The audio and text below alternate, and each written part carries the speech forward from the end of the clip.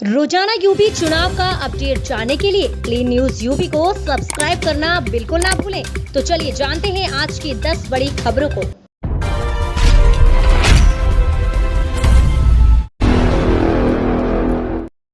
योगी सरकार का ऐलान, माफिया से मुक्त जमीन पर बनेंगे गरीबों और सरकारी कर्मचारियों के लिए घर। उत्तर प्रदेश की योगी आदित्यनाथ सरकार ने बड़ा ऐलान किया है। राज्य सरकार ने कर्मचारियों को सस्ते आवास बनाने का फैसला किया है। राज्य सरकार इन आवासों को माफियाओं से खाली कराई गई जमीनों पर बनाएंगे।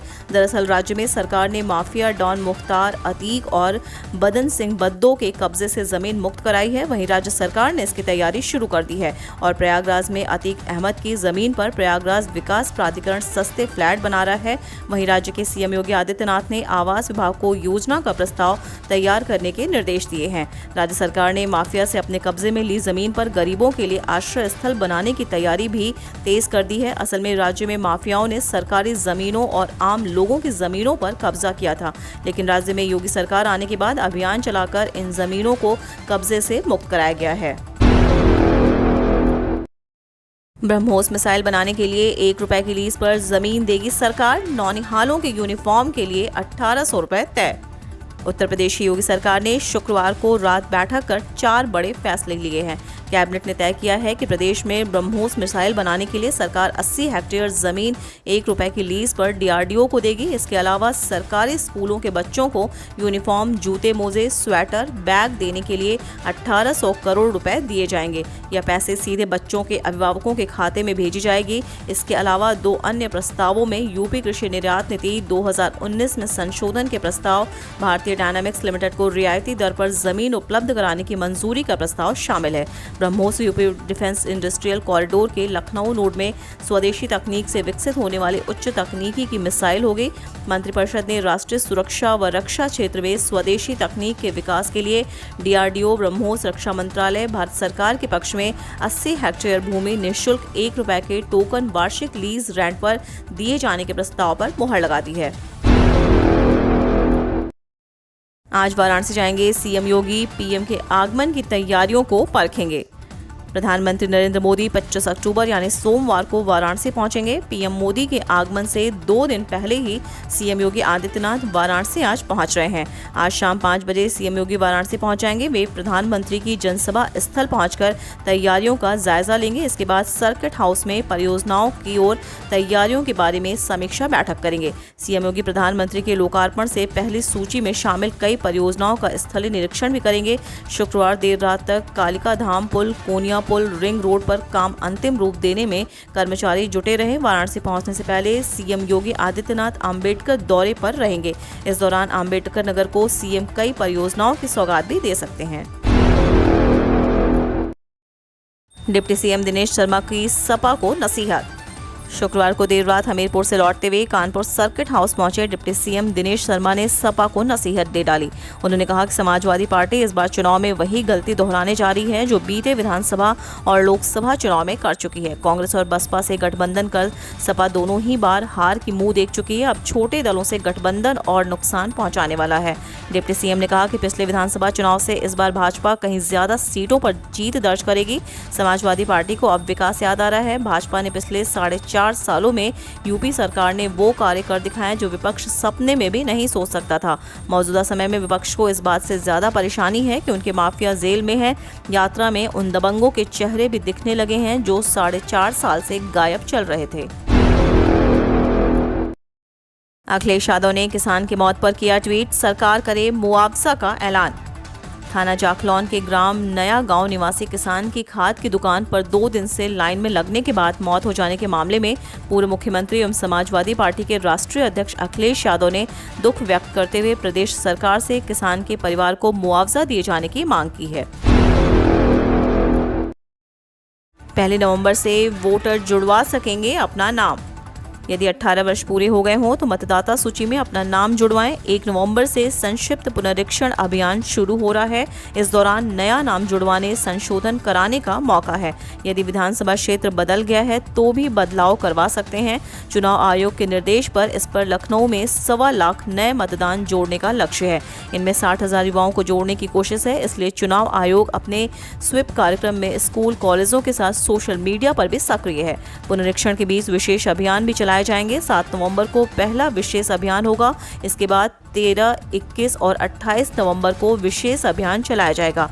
विशेष अभियान के दिन अपने मतदान केंद्र पर पहुंचकर मतदाता सूची में नाम दर्ज करवाने का अवसर होगा। बीएलओ और चुनाव प्रक्रिया से जुड़े अन्य अधिकारी, कर्मचारी मतदान केंद्रों पर मौजूद रहेंगे।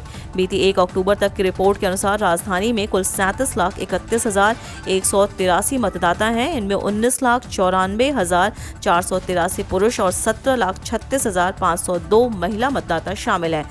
सहायक जिला निर्वाचन अधिकारी अभय किशोर ने बताया कि चुनाव आयोग की पोर्टल https://voteportal.eci.gov.in पर जाकर मतदाता सूची में नाम जुड़वाने से लेकर संशोधन करवाया जा सकता है। इस वेबसाइट पर मतदान बनने, अपने विवरण जांचने, अपना बूथ जानने, बीएलओ के बारे में जानकारी ली जा सकती है। इसके अलावा जिनके पास मतदाता पहचान पत्र है वो अपना ई-एपिक कार्ड डाउनलोड कर सकते हैं। यूपी में कांग्रेस का कोई नामो निशान नहीं, बोले राज्य मंत्री। सस्ती लोकप्रियता के लिए प्रियंका कर रही बड़े ऐलान। राज्य मंत्री आनंद स्वरूप शुक्ला ने शुक्रवार को बलिया जिले में पत्रकारों से बातचीत में कांग्रेस पर निशाना साधा है। उन्होंने कहा कि प्रियंका गांधी सस्ती लोकप्रियता और अपने को प्रासंगिक बनाए रखने के लिए बड़े ऐलान कर रही हैं। यूपी में 40 सीटें जीतने की स्थिति नहीं है, महिलाओं को 40% टिकट दे रही हैं। आनंद स्वरूप शुक्ला ने कहा कि यूपी में कांग्रेस का कोई नामो निशान नहीं है, वो चाहे जो दें और लें, जनता उनकी तरफ देखने वाली नहीं है। कहा कि कांग्रेस को यूपी में चुनाव लड़ने के लिए प्रत्याशी नहीं मिल रहे हैं। प्रियंका गांधी ने पिछले दिनों महिलाओं को चुनाव में 40% टिकट देने, छात्राओं को स्मार्टफोन, स्कूटी देने का ऐलान किया था।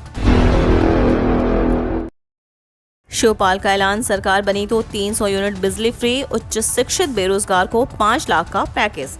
सामाजिक परिवर्तन रथ यात्रा लेकर निकले प्रगतिशील समाज पार्टी के राष्ट्रीय अध्यक्ष शिवपाल यादव ने शुक्रवार को सहसों के भोपतपुर स्थित बाग में आयोजित जनसभा में ऐलान किया कि हमारी सरकार बनने हर परिवार से किसी एक व्यक्ति को नौकरी और 300 यूनिट फ्री बिजली और उच्च शिक्षा प्राप्त बेरोजगारों को स्वरोजगार के लिए 5 लाख रुपए का पैकेज दिया जाएगा। शिवपाल यादव ने मौजूदा प्रदेश सरकार पर नाराजगी जताते हुए कहा कि भाजपा सरकार में महंगाई एवं भ्रष्टाचार से किसान, नौजवान और बेरोजगार पूरी तरह से त्रस्त है।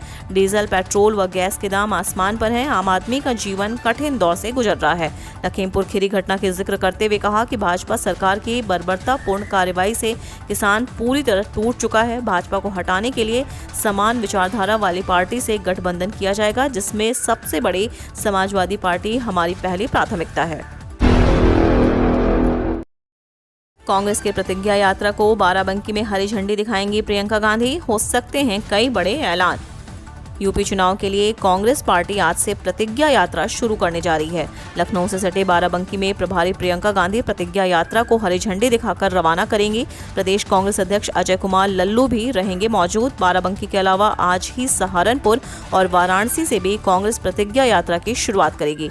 प्रियंका गांधी बाद में सहारनपुर और वाराणसी में शुरू होने वाली प्रतिज्ञा यात्रा में भी शामिल होंगी। तीनों ही यात्राओं को बाराबंकी से प्रियंका गांधी हरी झंडी दिखाकर रवाना करेंगी।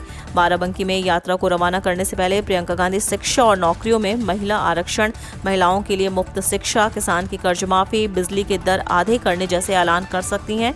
प्रियंका गांधी ऐलान कर चुकी हैं कि कांग्रेस यूपी में 40% टिकट महिलाओं को देगी। इसके अलावा छात्राओं को मोबाइल और स्कूटी देने का वादा भी किया है।